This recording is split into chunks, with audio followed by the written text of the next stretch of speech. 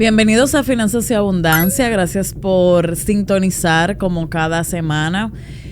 Hoy tenemos un invitado que nos va a ayudar a entender una parte vital para nosotros poder avanzar financieramente, y es toda la parte legal. Bienvenido, Ángel Ramírez, ¿cómo estás? Hola, Sara. Gracias por la invitación, de verdad, un placer estar aquí en tu espacio. Gracias. Cuéntanos qué es Vía Legal. Vía Legal es una oficina de abogados que tiene ya 8 años en el mercado. Nace en principio como una oficina enfocada en satisfacer las necesidades del sector empresarial. Okay. Asesorando en materia corporativa, materia societaria, materia inmobiliaria, materia laboral. En el último año, entonces, hemos adoptado la nueva identidad como Vía Legal. Ok. ¿Y ahora cuál es el foco de Vía Legal? Seguimos manteniendo el mismo enfoque en las entidades corporativas, pero hemos abierto una rama dedicada exclusivamente a las necesidades de las personas físicas. Okay. Pero muy especialmente las personas físicas que están incurriendo en inversiones, en emprendimientos, en abrir compañías, en asociarse. En ese tipo de personas hemos identificado un nicho por entender que tienen tantas o incluso más necesidades que el mismo sector empresarial. Okay. ¿Por qué quien invierte necesita un servicio legal? ¿Qué es lo más común? ¿Por qué? Porque la mayoría de gente cuando invierte lo hace única y exclusivamente atraído por el retorno, por la oportunidad, porque alguien le dijo, mira, invierte en esto porque vas a obtener grandísimos retornos, porque está de moda, porque yo invertí y me fue bien. Pero generalmente lo hacen desde el desconocimiento. Lo hacen sin saber en lo que se están metiendo, hablando llanamente. Lo hacen sin ningún tipo de asesoría. Entonces, ahí comienzan los errores, ahí comienza el no saber, ahí vienen los problemas. Situaciones, ejemplos, te puedo enumerar. Por ejemplo, si yo voy a abrir un negocio, ¿qué necesidad yo tengo o cuáles serían mis riesgos de no tener una asesoría legal?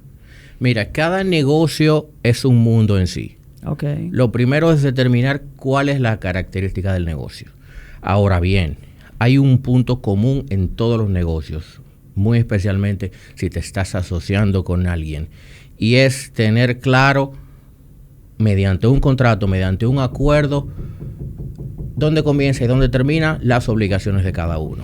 Eso es buenísimo porque la gente se queja de que no funcionan las sociedades, pero no se toman ese tiempo después que pasan los problemas, ¿verdad? Sí, pero mira, ¿por qué? Generalmente uno se asocia con alguien que conoce, con familia, con amigos, etcétera. Entonces, precisamente por esa confianza es que no se toman la molestia de estructurar un acuerdo. A veces ni siquiera constituyen una compañía.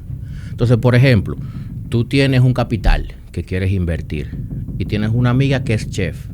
Entonces deciden, bueno, vamos a asociarnos, vamos a poner un restaurante, vamos a poner un food truck, vamos a poner un negocio de comida empresarial y todo comienza muy bien. Pero ¿qué pasa? Puede terminar mal el negocio. Puede no resultar como uno esperaba. Puede no resultar. Entonces, por ejemplo, ahí viene, no, mira que como yo le estoy dedicando más tiempo, yo tengo que tener más beneficios. O no, mira que las ventas no van como pensábamos, entonces ahora no hay cómo pagar las deudas. Pero las deudas están a nombre de Sara porque Sara es la que tiene mejor crédito. Mira, las deudas están a nombre tuyo, yo no sé. Entonces, yo no tengo cómo pagar. Yo no tengo cómo pagar. Entonces queda tú con unas deudas que eran de la sociedad. Negocio. Entonces, todo ese tipo de cosas se evitan cuando previamente se establece en un acuerdo cuáles son tus obligaciones, cuáles son las mías.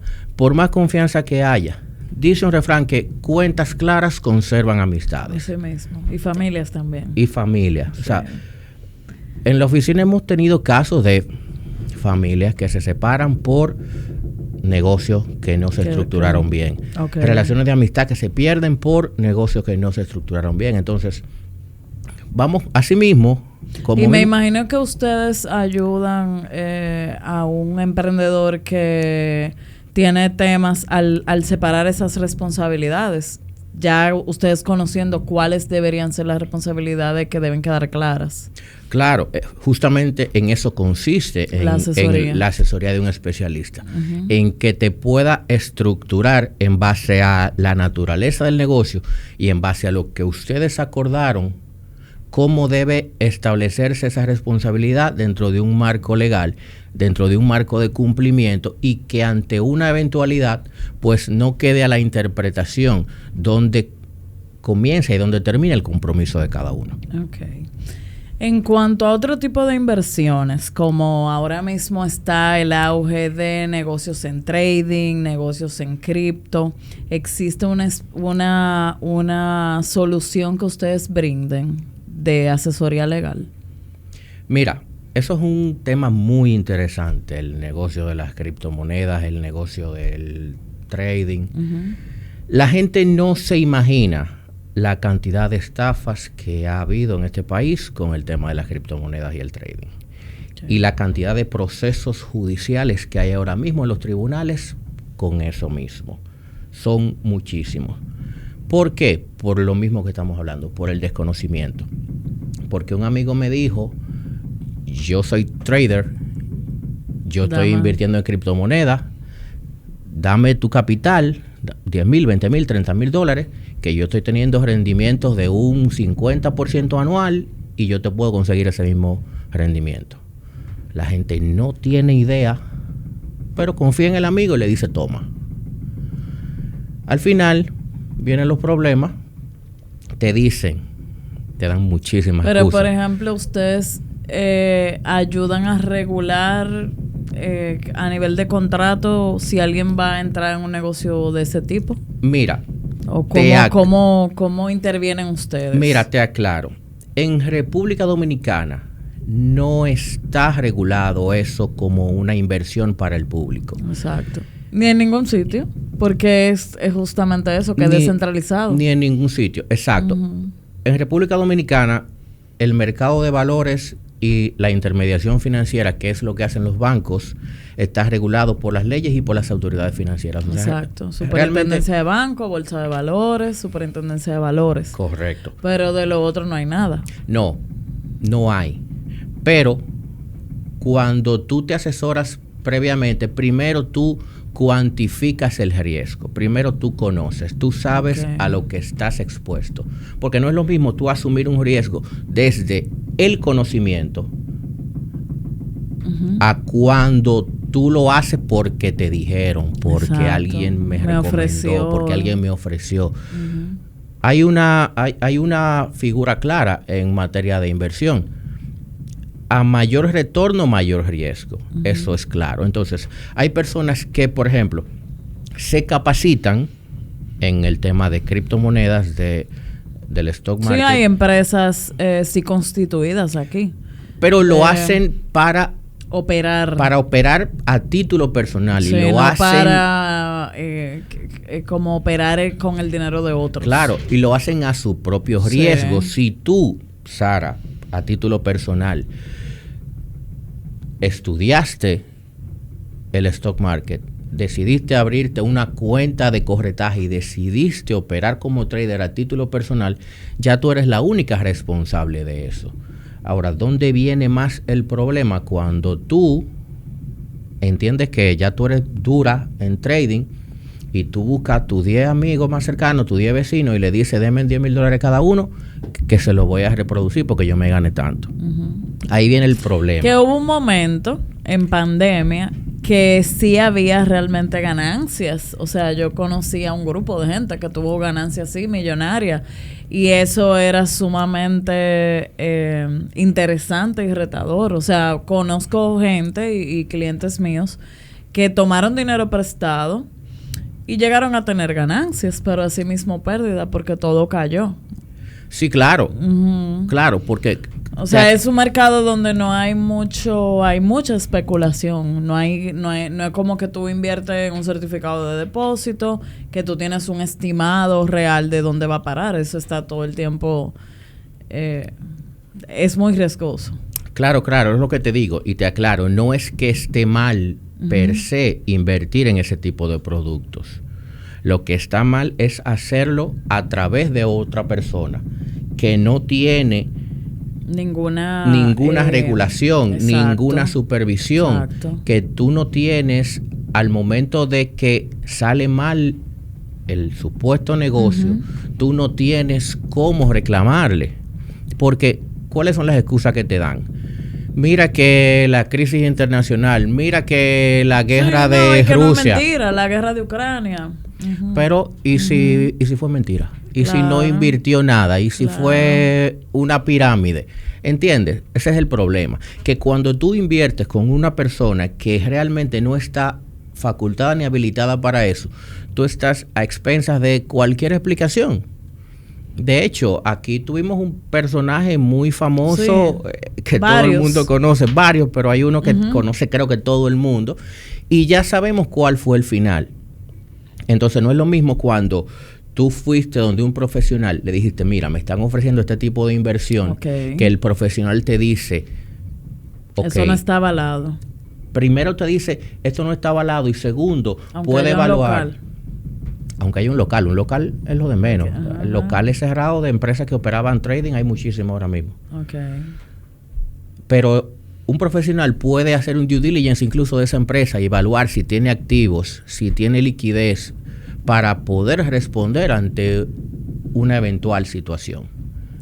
Que son cosas que la mayoría de la gente desconoce. La mayoría de la gente se nubla por el retorno. ¿Cuánto yo voy a percibir? Hay gente que no solamente... Que no quiere esperar, o sea, que prefiere... O sea, sabe que no cuadran los números, pero prefiere... Yo digo que muchas veces es el loco. Sí. Y tomar el riesgo. Y es tan grande la tentación de lo que prometen, que dicen, yo prefiero ni averiguar cómo es y obtener... y llegan a un punto de replicar el discurso. O sea, como para creérselo más. Claro. De ese, o sea, cómo tú piensas de algo que te va a generar un 50%, cuando el promedio de los retornos quizá en ese momento andaba en un 10, por ejemplo. Es más fácil creer que te lo va a ganar 5 veces lo que te pudiera haber ganado de la manera transparente, por así decirlo. Sí, pero la realidad es que no pasa. No pasa. Entonces, justamente ahí viene la asesoría de un profesional en quizás ponerte un poquito los pies sobre la tierra. Excelente. Mira, un 50% anual es improbable. Es improbable. Y con los inmuebles, cuéntame tu experiencia en términos de en comparación con lo demás. ¿Qué tan seguro es invertir en inmuebles? Mira, los inmuebles en sentido general son una inversión segura. Porque hay un bien. Exacto, hay un bien tangible. Exacto. Que los inmuebles generalmente sufren apreciación con el paso del tiempo. Pero como todo, y tengo que volver al mismo punto, necesariamente tienes que asesorarte, porque con los inmuebles vivimos en República Dominicana, vivimos en un país donde ocurre de todo. Entonces, mucha gente ve un proyecto en plano. No existe el inmueble todavía. Existe la idea de que vas a tener un inmueble en ese proyecto que te están mostrando. Entonces, mucha gente lo ve bonito. Como yo digo, te muestran una maqueta con una piscina muy bonita, te ponen hasta el perrito paseándolo ahí, bien diseñado, pero realmente el inmueble no existe todavía. Tú estás comprando una idea. Una ilusión. Tú estás comprando una ilusión. Y tú firmas un contrato, no sabes lo que dice el contrato, no lo lees, no lo llevas a un profesional que te lo lea, que te lo analice, que te diga cuáles son tus riesgos. Avanzas un inicial, 10, 20, 30, $100,000, Y luego, a mitad del camino, en el transcurso del proyecto, ahí comienzan los temas de que me aumentaron el precio. O mira que pasó la fecha de entrega y la construcción no va ni por mitad. O que mira, terminó la construcción, pero el título no ha salido. Entonces ahí viene el problema. Entonces ahí te llevan el contrato al abogado. Mira que yo firmé esto. Bueno, pero ahí decía que te podían aumentar el precio. Ahí decía que la fecha de entrega era tentativa, que no era segura. Ah, pero que yo no lo vi. Y si ya la constructora tiene un formato, vamos a decir que eso es. O sea, no sé si me explico. Por ejemplo, ahora mismo se cubren con lo que ya pasamos de la pandemia. Se cubren mucho con el tema de si los costos suben, no sé cuánto. Creo que no hay dependiendo del proyecto, no hay un tope de hasta dónde puede subir el proyecto al final. Y a veces ahí hay un tranque. Que tú entiendes que... ¿Dónde está? ¿Ha habido momentos donde ustedes, luego de asesorar, recomiendan algún cambio a un contrato antes de uno hacer una inversión, por ejemplo? Sí, claro que sí. Porque mira, te aclaro.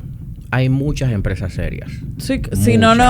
Yo le digo a mis clientes que si tú estás comprando, vamos a suponer, libélula 10, se supone que nadie construye para quedarse en libélula 1. O sea, se supone que el negocio real de una constructora es evolucionar y crear esa credibilidad que le permite construir una cartera que tú digas, mira, libélula 10 es un proyecto de esta gente que vete a ver el número 9 para que tú veas la terminación, se supone. O sea, me encanta cuando tú vas viendo como esa trayectoria de esa constructora, pero si es nueva o incluso con inversionistas extranjeros, como está pasando, ¿cómo yo me cubro ahí? Justamente ahí viene la asesoría de un profesional que te pueda decir, mira, esta empresa tiene un background, esta empresa quizás no la tiene. Ok. El due diligence sobre el inmueble realmente está hábil para el desarrollo del proyecto o no. Uh-huh. Porque mira, te cuento un caso que nos pasó hace poco en la oficina. Nos llega un cliente con un tema, mira, yo compré este apartamento, el apartamento está listo, pero el título no ha salido. Okay. Yo he ido a la constructora ya muchas veces. Entonces, sin ese título no le dan el préstamo al cliente. Obviamente, pero ya tú tienes un avance cuantioso y no todo el mundo compra con financiamiento. Hay gente que compra con su propio dinero. Con un dinero que tiene ya ahorrado hace tiempo. Entonces me dicen, no me entregan el apartamento, no me entregan las llaves y me dicen que el título no ha salido. Ok. Cuando nosotros tomamos el caso, evaluamos cuál es la situación, nos damos cuenta que no es que el título no había salido, es que la constructora había hipotecado los títulos de los apartamentos. Wow. Y tenía dándole vueltas a los clientes con el tema de que no habían salido. Claro. Entonces, que a lo mejor usó ese dinero para terminar el proyecto. Sí. O algo así. Exacto. Una necesidad de liquidez. Exacto. Entonces, wow. Hasta que tú... Pero eso es mejor que cuando no hay un título, cuando viene a ver.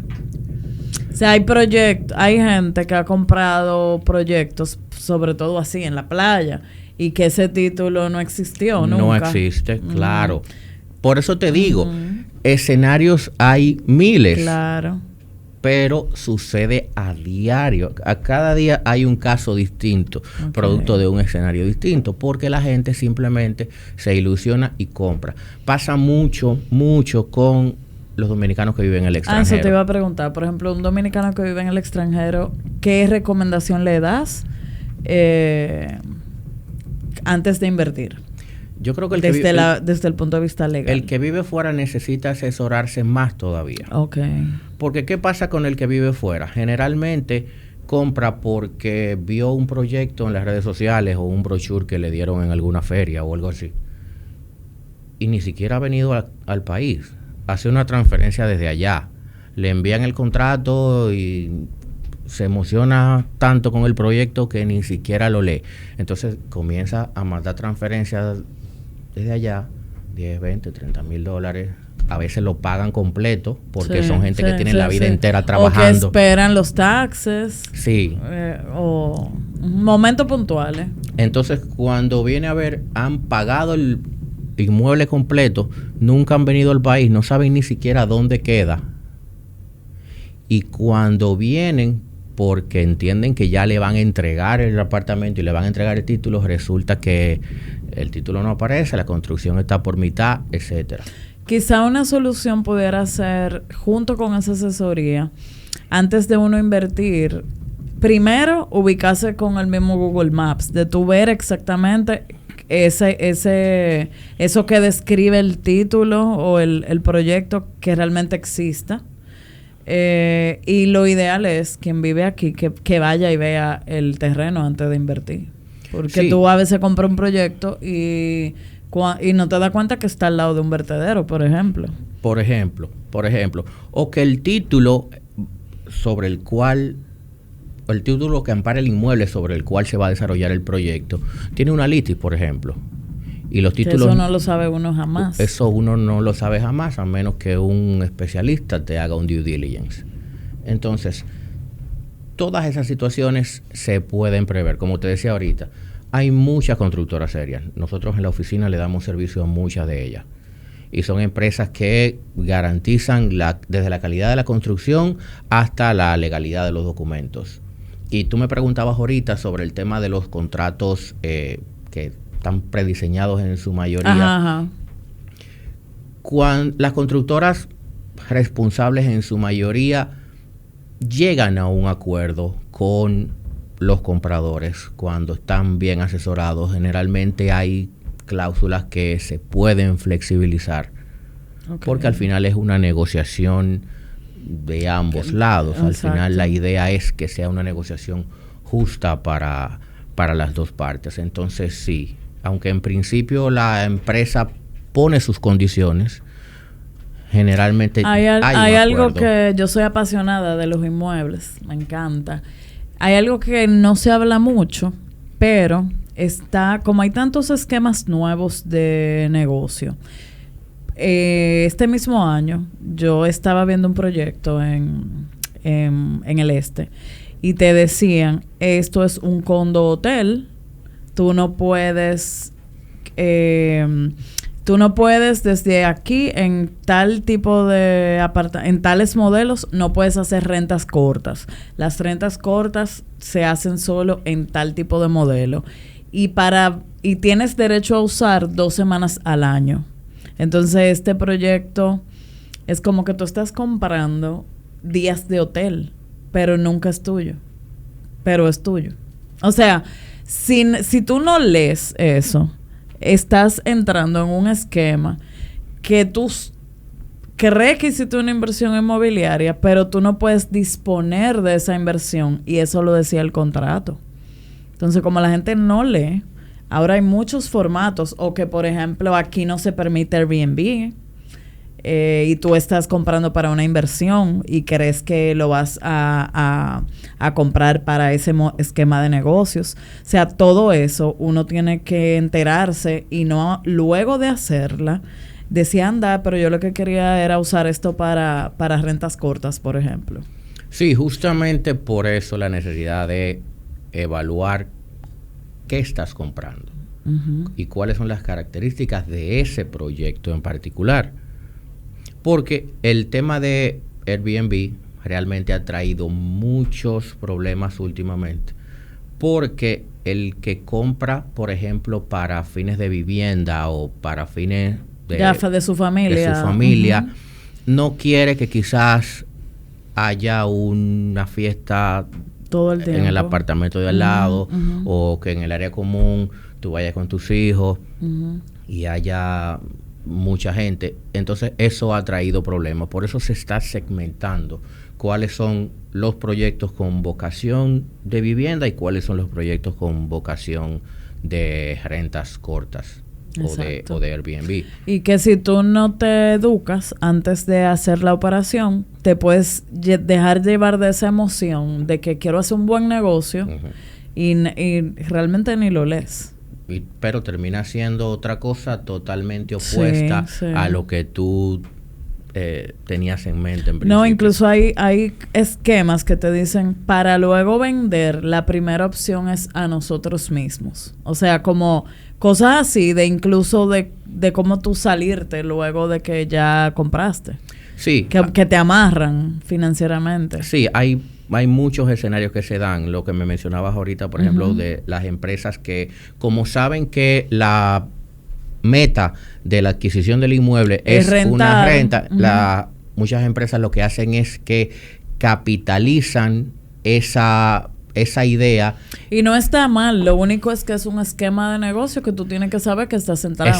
Exacto. Tienes que conocerlo, tienes que saber previamente, porque al final es una decisión. Claro, nadie te obligó. Entonces, no es lo mismo cuando tú, conociendo los riesgos, conociendo los escenarios, conociendo la vocación de ese inmueble, tú decides conscientemente comprar. No es lo mismo a cuando tú, por desconocimiento, por falta de asesoría, simplemente a la ciega firmaste y ya cuando vienes a darte cuenta, muy probablemente, para retirarte de esa operación, tienes que pagar una penalidad, por ejemplo, que lo estipulan la mayoría de contratos. Y si ya yo compro para yo misma rentar, hacer una renta corta, tengo que cubrirme con algún tipo de contrato. Tú dices para... O sea, ya me entregaron mi apartamento y yo lo que lo quiero es rentar. Debo de buscar también asesoría para luego yo operar ese inmueble. Claro que sí, porque lo primero que usualmente tú vas a contratar a una persona que se encargue del corretaje. Ya tú tienes un contrato con esa persona.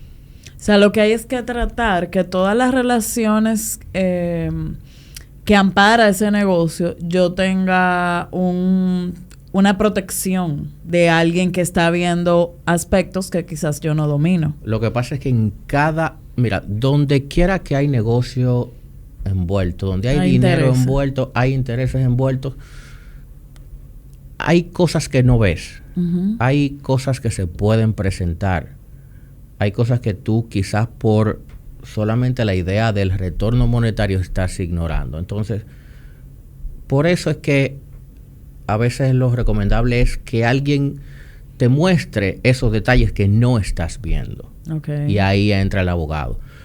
A la gente no le gusta, a la gente lo ve como un gasto innecesario, pagarle a un abogado antes de... Pero después que tienen el lío. Cuando tienen el lío te pagan lo que sea, pero muchas veces ya la solución te conlleva mucho tiempo, te conlleva un gasto mucho mayor. Hay casos que no tienen solución, muchos lo tienen, pero muchos no.